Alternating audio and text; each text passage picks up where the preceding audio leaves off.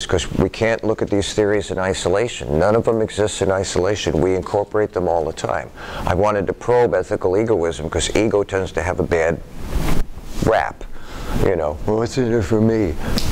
Well, everything I do is in it for me, one way or another, unless I run across a deontological situation or I run across a situation where moral virtue prevails, or you really want to do something but you defer to someone else because they need to do it. There's no hard and fast rules, people, but we operate in these theories all the time in the real world. Go ahead. So, like, if something feels right, does that mean it's right? Good question. But say, like, you have to make a sacrifice. It'll feel, like, really right on your part, but then you, like, have that feeling of guilt that, like, you completely destroyed someone else to get what you needed. That's a really good question, too. What if what you did destroyed someone else just to get what you needed? And we'd have to explore the word ethical there, as opposed to egoism. Sadists, criminal minds, people who do what they think is right, and it just destroys other lives. Which makes the point about theory. It's theory, and then we have the real world, and how do we deal with it? Absolutely. Have you heard about the scenario where you find a village in Africa that you're ready to slaughter somebody or all the people, but if you kill one of them, they'll save the other 19. Like, say there's 20 people, and the chief is impressed with you, so he says that if you kill one of these people, we'll spare the other 19. Like, that doesn't hold up with Kantianism, but with moral egoism, you can say, I just choose not to, and then all 20 can go, and then you're, you know, Or you can kill the one and say the greatest happiness for the greatest number. Or you just kill the chief. Or you can kill the chief and be done with the evil man. Sure. Look, the point I'm making is, you know, these are theories, people, and we use them all the time. We should be comfortable with the fact that they're user-friendly, as long as the upside is relevant. But they all have a downside. And when they have a downside, that's where the ethical dilemma comes. How do we go about deciding the right thing to do? For moral duty people, it's a very narrow window. For teleological people, broader window. Everybody follow what I'm saying to you? Okay. Any questions about ethical egoism? Half your questions are going to be on ethical egoism. Okay. What did you think of that guy in the video? Comprehensible? You could understand him? Yeah. Okay, now one of the things that I do when I do those things, they're usually very short, is to give you another instructor to listen to. We don't all share things the same way. He happens to be very comprehensive. I like him, and you'll see other little video snippets by him as well. But you'll see other longer videos and maybe more involved and more detailed, because I want you to get used to listening to philosophical ideas from different minds, the way they're presented, trying to understand them. You can't get yourself into a narrow band. It's just not healthy when you go on to the academic world. How many go into the four-year school? So you're going to run into a lot of people with a lot of ways of expressing and thinking about things. Rachel? I was going to ask you about videos on the homepage. Is that video on the... It's on this week's module. Yes, it is. Yeah. Okay, that being said then, I want to give you a quick review of utilitarianism.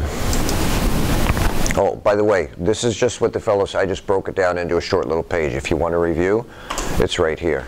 He talks about ethical egoism, normative theory, how to distinguish between self-interest and selfishness, and enlightened self-interest. It's just there to help you out. John Stuart Mill.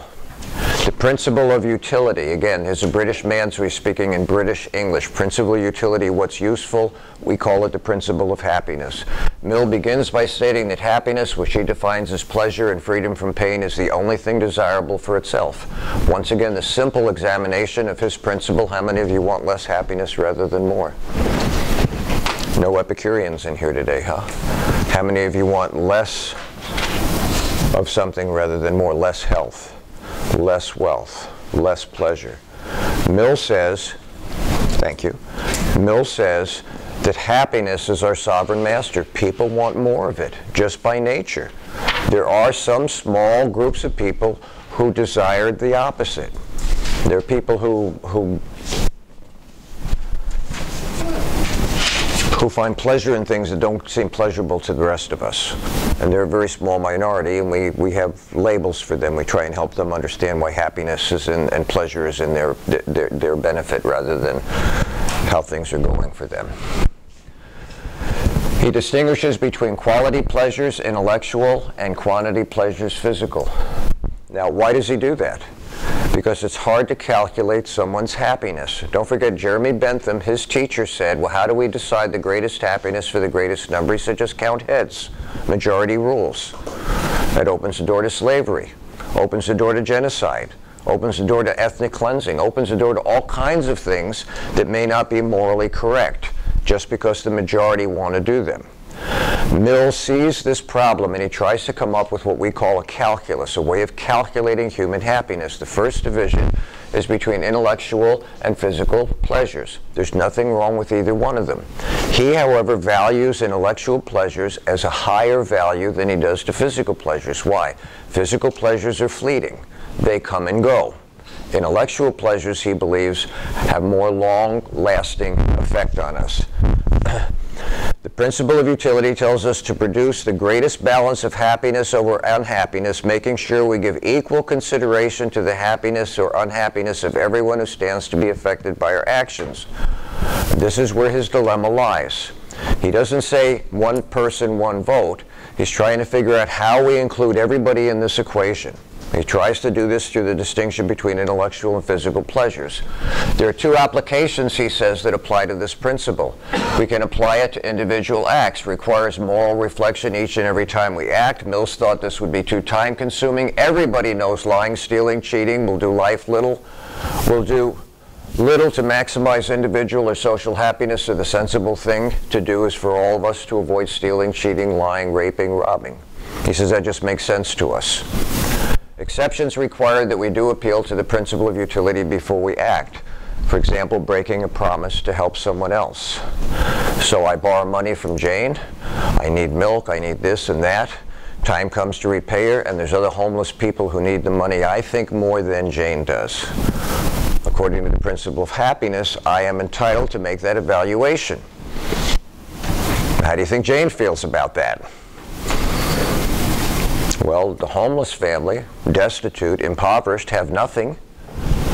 Doesn't it just make sense they would be happier if I took care of their needs rather than giving back money that I borrowed and promised to repay? Well, maybe it would in some circles. In other circles, maybe it wouldn't. The problem for Mill is what calculus, what calculator do we use to calculate happiness? And let's say everybody agreed, yeah, you should take care of the homeless. And leave Mary what? Without a dime? Because we've decided that it's better to feed the destitute and the homeless than it is to repay our promises? What good are promises if we don't keep our promises? What good are debts if we don't take care of our debts? Go ahead. I was going to say, between like giving it to like the homeless person and to Jane, if he had that money, I wouldn't say it was his if he borrowed it from her. So like that's not his to give, but at the same time we can also like give a little time to make more money to give to those people. So you're saying as long as he repaid the debt? Yeah. Yeah, because that's what debts are. When you borrow from someone, you're indebted to them. You make a promise to repay the debt. You don't have the money. Someone is giving you their money on your good faith that you'll repay the debt. Are we obligated to repay our debts? That's a great question. Is that one of the social values we have? Hang on, Rachel. Go ahead. In regards to Mills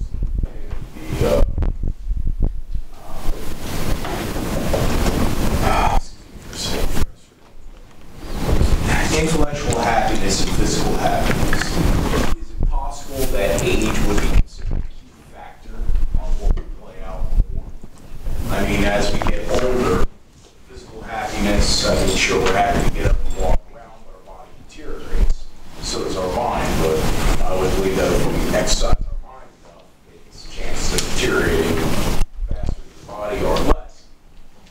I mean, what would please an older person in their 60s might not please a younger person that's in their teens. That'd be a major key factor. Never never talks about it.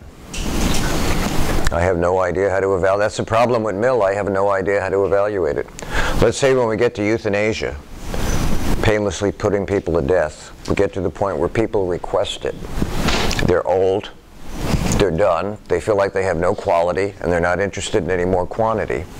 Would it be right to harvest them for stem cell research so we could extend the life and health of other people at the expense of a handful of old people who want to die anyway?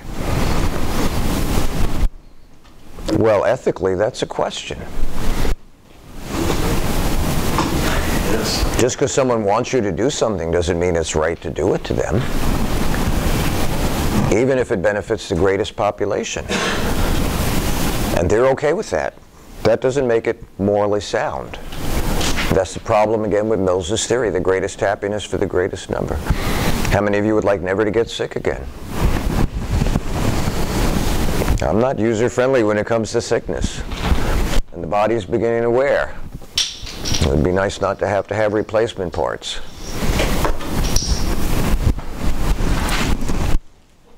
Sorry, I went right over that, didn't I? Maybe I'll come back to it. So far, some people don't even want the money back or anything back from letting you do it. Some don't.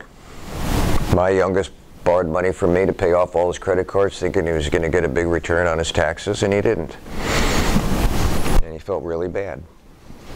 He said, I feel really bad. And I said, don't worry about it.